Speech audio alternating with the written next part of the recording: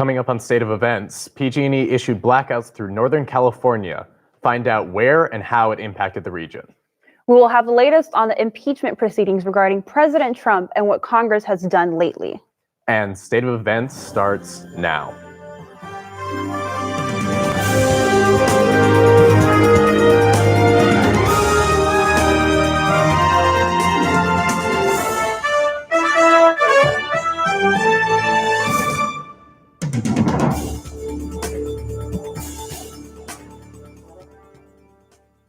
Welcome to State of Events. I'm Dylan Sutherland.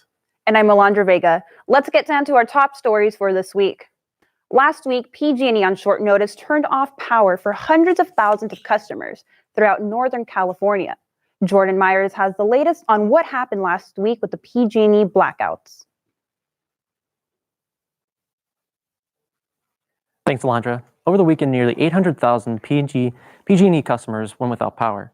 Forecasts call for high winds and dry conditions.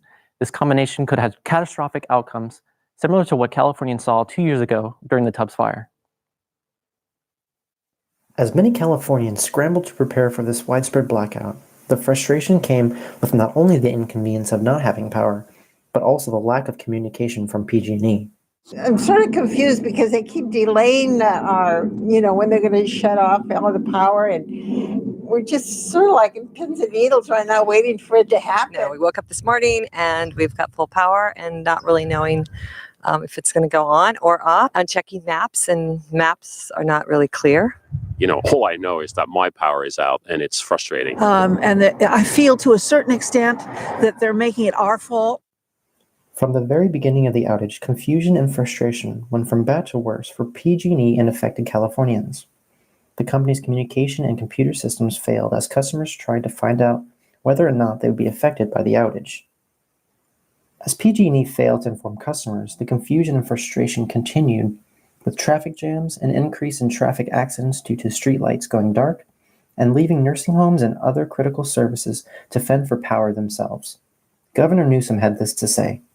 They should be outraged. They should be infuriated by this, and I recognize that, as we are. Again, the state is working very closely through our Office of Emergency Services, pre-positioning assets, and no one is satisfied with this. No one is happy with this. This can't be the cause for normalcy going forward. Most of the power was restored to the remaining customers by 6 o'clock on Saturday evening, but many are saying this is not a sustainable or acceptable way to fight these fires in the future. Back to you at the desk. It was a restless week for lawmakers on Capitol Hill, but the issue that has polarized the nation is the impeachment of President Donald Trump, as Democratic lawmakers continue to accelerate the inquiry into the president. David Fuentes has the latest. David? Thanks, Dylan. Last week, 2 Trump officials testified in the Democrats' impeachment inquiry after being subpoenaed. Just yesterday, Trump's U.S. ambassador to Russia testified behind closed doors. And on Thursday, the House will hear testimony from Gordon Sondland, who may hold crucial information that could shape the course of the impeachment inquiry.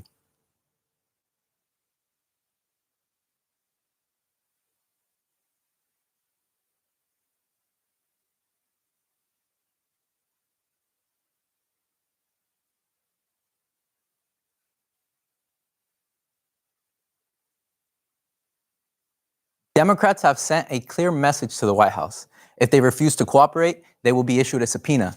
We will keep you updated on the impeachment inquiry as details continue to unfold. Back to you at the desk. A 4.5 magnitude earthquake rocked the Bay Area Monday night.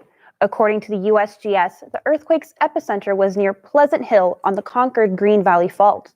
The earthquake struck at 10:33 p.m. and shook cities like Santa Rosa, San Mateo, Danville, and San Francisco. The USGS reports the quake was felt as far as Reno and Fresno. Monday night's quake happened a few days before the 30th anniversary of the Loma Prieta earthquake. Bram has the latest update on what's been happening with the NBA in China in regards to Houston Rockets GM Daryl Morey's tweet. The NBA is still at odds with China after a pro-democracy tweet sent out by a team official caused backlash from the Chinese government. The tweet started a tense back and forth between the association and China, which caused all Chinese businesses to suspend operations with the league.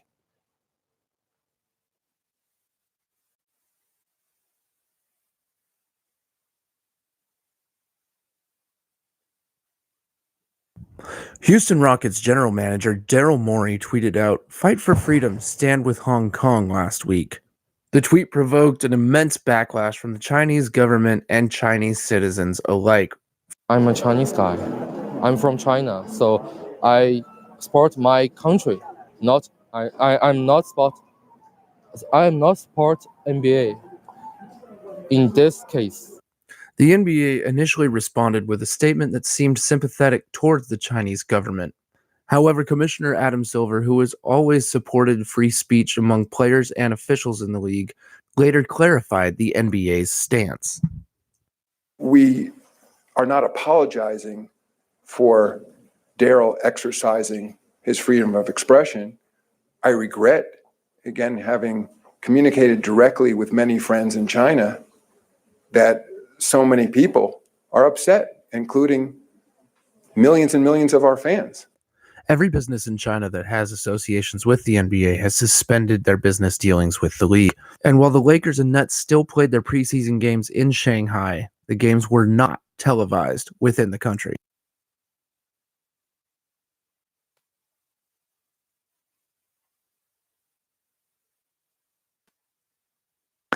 The NBA is just one of several U.S. companies dealing with the issues between China and American ideals. Until current issues are resolved, it could be increasingly difficult to avoid scrutiny moving forward.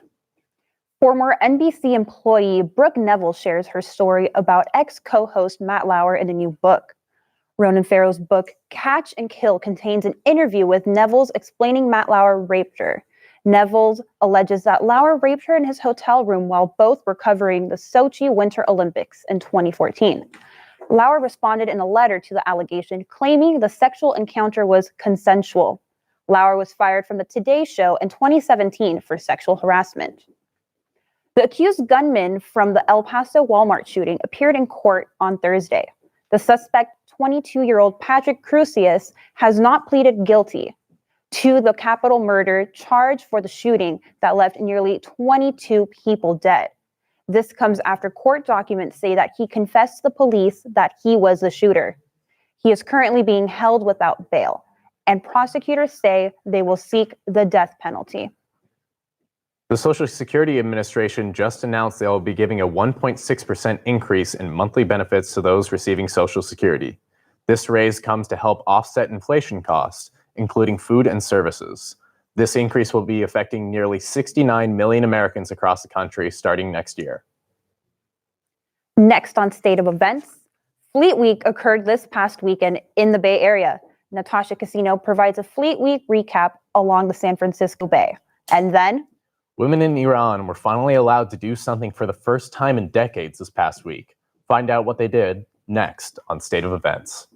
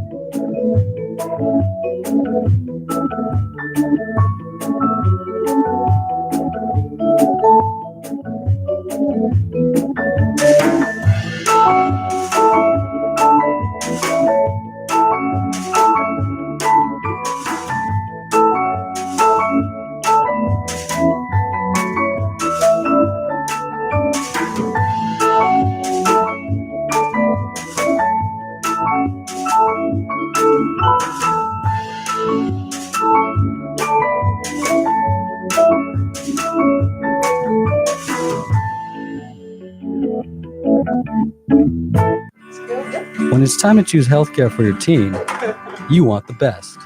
When it's time for your teen's questions to be answered, you want a professional you can trust. At Valencia Health Services, your time is well spent. We provide professional, quality healthcare. Valencia Health Services, dedicating quality time to professional healthcare because your teen's health is our first priority. Valencia Health Services. Quality time because we care.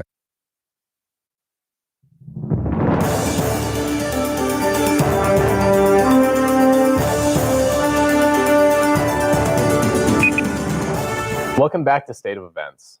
State of Events Natasha Cassino took part in Fleet Week in San Francisco this past weekend. Here's her report from the San Francisco Bay. Festivities are underway as San Francisco celebrates its 37th annual Fleet Week. Thousands are expected to come into the city to enjoy the many attractions Fleet Week has to offer. Attractions happening throughout the week include the Parade of Ships, the High School Band Challenge, ship tours, and none other than the popular Fleet Week air show featuring the Blue Angels, just to name a few. This week, the public can get an up-close and personal look at the multiple vessels used by our United States Navy, Marines, and Coast Guards. Fleet Week, that's one of the good days that brings a lot of people out. More than 1 million people are expected to attend the week-long events. My dad used to serve in the Navy, so it kind of brings back memories for him, and it's just a fun time for all of us. It's not just a fun time for the spectators, but also for our members of our armed forces. Fleet Week means it's a lot of love from the community. We've been showing it back. Everybody's been great to us. It's been great to everybody. It's nice to come out and see New City, show you guys what we can do in a humanitarian setting, and you guys just been showing us so much love. San Francisco is the perfect place to be for Fleet Week, so come out and have a blast. Fleet Week starts October 6th and ends October 14th. In San Francisco, I'm Natasha Cassino for State of Events. As we reflect on the Mental Health Day just this past week, State of Events correspondent Jennifer Rios takes a closer look at stress and anxiety among college students, and in particular, the services that are offered to students right here at San Francisco State University. Jennifer? Yeah, Alondra, I spoke with counselors and staff here at SF State and on stress and anxiety, how this can affect us as college students every day, and learn how to address these concerns and learn the issues that are offered to students right here on campus through the counseling and psychological services. Brooke Adams, a counselor for the Counseling and Psychological Services, shares her knowledge on how we can better understand how stress and anxiety can affect us as students. Stress is something that is natural, but we're built to experience it in short spurts. When it becomes chronic, when we become overwhelmed or overtaxed over months or years, that's when it really kind of tips into unhelpful. Anxiety is, again, something that we may experience before a test. And sometimes, not unlike stress, it can be motivating. It can be something that motivates us to get our task list done, start studying when we need to, moving forward. So the symptoms sometimes can arise physically, where you tend to have more stomach aches, more headaches. Ones that are significant that we see a lot are complaints around ability to focus in class. That can come up, where you feel really easily distracted, or you feel a little more edgy. Need a few basic things: a nap, a snack, sometimes a hug. As adults, it's often pretty similar. So making certain that you're getting your basic needs met is essential, from sleep, time with friends, rest, good food. And if you're struggling with those, to seek out support, ask a professor, come into the student services. Director of the Counseling and Psychological Services, Stephen Chen, tells me more on the resources that are available to students here on campus. Counseling and Psychological Services is one of the units within the Student Affairs, and is really kind of this hub of kind of resources and services around mental health. We basically encourage them to either call us or to just come in. And if they call us, our admin staff will talk with them on the phone and kind of walk them through a little bit of our services. And when they come in, that's a lot of times almost the first thing that we do is actually hand them this menu. Sometimes we call it affectionately. We hand them the menu so that they can take a look at the different services. And a lot of it is just allowing them to kind of self-select which one is going to fit for you, which one is the best kind of place for you to get started. With these services, Chen also tells me about his department's obligations to protect students' privacy. Yes, in terms of the confidentiality, that's one of the most important pieces of our work. It's so important to us that students, when they come here, that they feel safe to share anything that they may want to talk about, and feel comfortable with the counselor that they're meeting with, and know that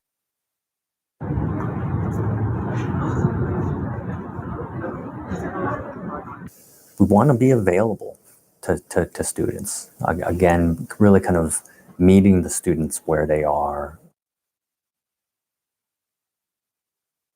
To learn more about stress and anxiety, stay with me here on State of Events as I continue to bring you more coverage on this issue through the semester. And for more information on all the workshops, services, and even tips on how to manage your stress and anxiety, you can visit caps.sfsu.edu. Reporting live in studio, Jennifer Rios for State of Events. Back to you, Alondra. Of Color Your World, a children's musical, is at San Francisco State this week. Color Your World is a book and musical written by Terry Amara Roboero. The play tells a story of a girl named Natalia who leaves her family and friends and moves to a new neighborhood. She befriends Gigi and the Colors, who help teach her the importance of imagination, working together, and never losing heart. You can see Color Your World at the Little Theater in the Creative Arts Building at SF State now until October 19th. For more information and tickets, visit theaterdance.sfsu.edu/events. Tomorrow at 6 p.m. in room 161 of the campus library, there is a seminar toward more ethical and human-centric artificial intelligence. This seminar provides an overview of issues related to ethics and artificial intelligence, definition, importance, and enforcement to detect and correct bias by making systems more explainable and transparent. This event is the first in a series of seminars on AI ethics as part of San Francisco State's new graduate certificate in ethical artificial intelligence. Last Thursday, thousands of flag-draped Iranian women cheered, blew horns, and celebrated inside a Tehran stadium as they watched the first FIFA soccer match they've been allowed to freely attend in decades. Iran allocated only 4,000 tickets for the women in a stadium that seats about 80,000 people, keeping them separated from men and under the protection of female police officers. The 2022 World Cup qualifier between the Iranian national team and Cambodia at Tehran Soccer Stadium marks a decade-long push by Iranian women to be able to watch soccer matches.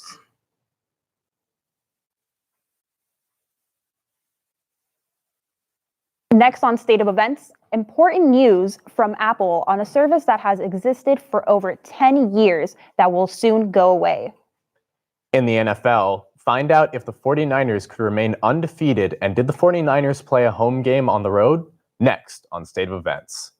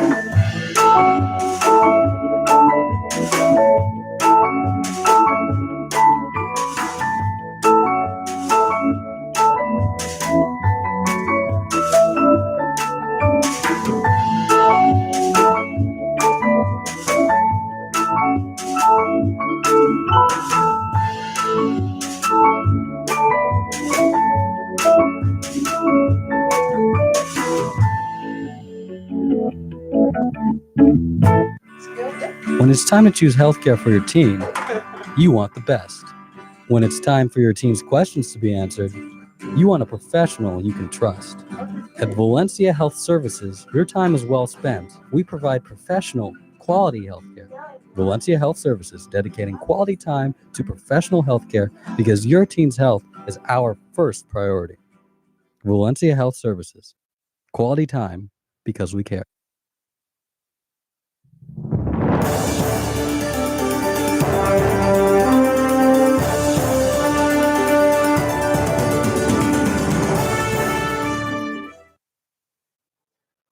Welcome back to State of Events. Natasha Casino has the latest in entertainment news. Take it away, Natasha. Thanks, guys. It's the end of an era for Apple users, as iTunes is no more. The application retired the same day as the new Mac OS Catalina released. With the new OS update, iTunes is to be replaced by 3 separate applications dedicated to music, podcasts, shows, and movies. Good news for Windows users, iTunes will still be available for you. Also, good news for Apple users, music downloaded from iTunes or burned from a CD will still be available for you on Apple Music. Netflix and Hulu have been two of the biggest names in the video streaming industry, but now they have some competition. New streaming services such as Apple TV+, Disney+, HBO Max, and Peacock have just started the streaming wars, giving Netflix and Hulu a run for their money. Apple TV+ and Disney+ are set to launch this November. Disney+ will include all of your favorite Disney, Marvel, Lucasfilms, Pixar's, and National Geographic content for $6.99 a month. Apple TV Plus will also be available in November at just $4.99 a month, making it one of the cheapest video streaming services to date. HBO Max and NBC Universal's streaming service Peacock are set to debut in the spring of 2020. HBO Max has gained the exclusive rights to stream shows like The Fresh Prince of Bel-Air and Pretty Little Liars. They are also reportedly spending $1 billion for streaming rights to The Big Bang Theory. Peacock's content will include 15,000 hours of content such as The Office, Parks and Rec, and the revivals of several old favorites. South Park has always been known for its very crude content, but now they have offended China with their newest episode. The episode Banned in China mocked Hollywood for shaping its content to please the Chinese government and features multiple storylines critical of China. Beijing has responded by deleting all its clips, episodes, and discussions of the show. Rapper Tekashi 6ix9ine re-signs with his old label while awaiting his prison sentence. The rapper signed a 2-album deal with 10K Projects for $10 million. Tekashi 6ix9ine pleaded guilty for racketeering and other criminal activities last month. In his new deal with 10K Projects, Tekashi is expected to release 2 albums, one in English and one in Spanish. Tekashi was first signed to 10K Projects in 2017. In 2018, Tekashi released 2 projects. His first album, Day 69, features his smash hit song, Gummo. This past March, the cast and crew of Riverdale suffered the loss of fellow cast member Luke Perry. This past Wednesday, Riverdale premiered his tribute episode, which was also the first episode of his 4th season. The episode handled Perry's departure in a sensitive and touching way and also offered a sensible conclusion for Perry's storyline. Luke Perry has always talked about having his fellow co-star Shannon Doherty as a guest star on the show. Riverdale showrunners honored his wishes by having her in the tribute episode. Want to dress scandalous but scholarly this Halloween? Well, now you can. This year's most talked about costume is the college admissions scandal. It's a 2-piece outfit with a long sleeve orange crop top and skin tight orange leggings. On the top are the words Mom of the Year crossed out, and under that is the word inmate in black bold letters. The leggings have fake inmate numbers printed down the leg. The costume is available online through the website yandy.com. The website is known to release controversial costumes. Past examples include Sexy Handmaid's Tale, Sexy Donald Trump, and Sexy Mr. Rogers. And that's all I have for today's entertainment roundup. Back to you guys at the desk. So, Dylan, what did you think about those crazy Halloween costumes? What are your thoughts on the sexy college scandal one? Honestly, I've seen weirder things in the city. We love San Francisco for it, though. Thanks, Natasha, for letting us know more about those crazy Halloween costumes. In the Sports Corner, Graham has some important news on San Francisco State sports and a recap of Sunday's NFL games, including the Niners game. Take it away, Graham. Thanks, Dylan. The SF State men's soccer team lost their game against UC San Diego on Sunday after beating Cal State San Marcos on Friday. UCSD scored early and often, with their first goal coming just over a minute into the match. The final score was 5-1. The women's soccer team also lost to UC San Diego, who is ranked number 2 in the nation. The Gators held off the Tritons in the first half, but allowed 3 goals in the second and lost 3-1. Both teams will play their next game on Friday against Cal State Monterey here at Cox Stadium. The volleyball team stopped a 2-game losing skid and won in 4 sets against Humboldt State Saturday. They're 4-3, but still have high hopes for the season. The San Francisco State volleyball team may only boast a conference record of 4-3 so far this season, but they are determined to work towards a goal of improving the team with every single game in practice. And while making the postseason is the ultimate goal, head coach Matt Hoffman is currently more concerned with improving on a daily basis. I kind of don't look at it as like where we want to get at the end of the year. I just kind of like look at it where we want to get the next day, the next week, the progress we want to make, like short term, a lot more of the process than it is about, looking months down the road at where we want to get. If we do what we got to do now and in the weeks, in the practices and in the weeks ahead, we'll get to where we're going to get. And that's kind of our goal. The team is looking to make the push to the postseason behind the play of setter Peyton Jensen, who recently won CCAA Player of the Week, just the second Gator in as many years to achieve the award. I just want to work hard and win and hopefully do well, and if we continue on through playoffs and just keep working hard. While the Gators are off to a bit of a slow start this season, the team is built for success and will look to put together a strong stretch of games in a push for a postseason bid. On to professional sports, the 49ers defeated the division rival Los Angeles Rams on Sunday. The Rams struck first when Robert Woods carried the ball in for an early score, but that was the only time the defending NFC champions would see the end zone all day. Tevin Coleman ran a touchdown in late in the first quarter, and the score remained tied until the half. Quarterback Jimmy Garoppolo ran in a score in the third quarter, and Robbie Gould would add 2 field goals to give the Niners a 20-7 victory. They remain one of only 2 unbeaten teams in the NFL. Victory of the season over the Dallas Cowboys on Sunday. Le'Veon Bell scored his first touchdown for the Jets late in the first, and quarterback Sam Darnold threw for 2 scores in his return from treatment for mono, including a 92-yard bomb to Robbie Anderson. Look at that guy go. Brett Maher hit a 62-yarder to bring the score to 21-6 at the half. The Cowboys would score 2 touchdowns late, but came up short and lost the game 24-22.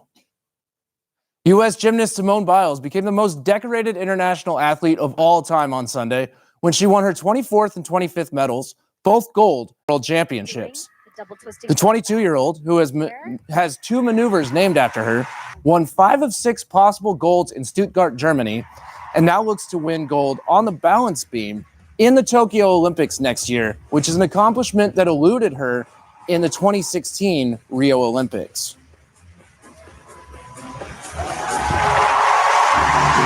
Back here in the Bay, the Warriors played their 3rd preseason game last night, losing to the Lakers by a final score of 104-98. The Warriors and the Lakers will play each other 2 more times this week before regular season starts next week, where the LA theme will continue for the Dubs as they open the season against the Clippers next Thursday. On to baseball, where the Washington Nationals are on the brink of eliminating the St. Louis Cardinals following their 8-1 victory last night. Howie Kendrick, who hit a grand slam to eliminate the Dodgers in the divisional round, continued his strong postseason play, picking up 3 RBIs and scoring 2 runs. The American League Championship Series between the Astros and Yankees continues tonight. The series is tied at 1 game apiece after the Astros won Sunday's matchup when shortstop Carlos Correa hit a walk-off home run in the 11th inning. Both teams won over 100 games in the regular season, and whichever team ultimately wins the series will be favored to beat whichever team comes out of the National League.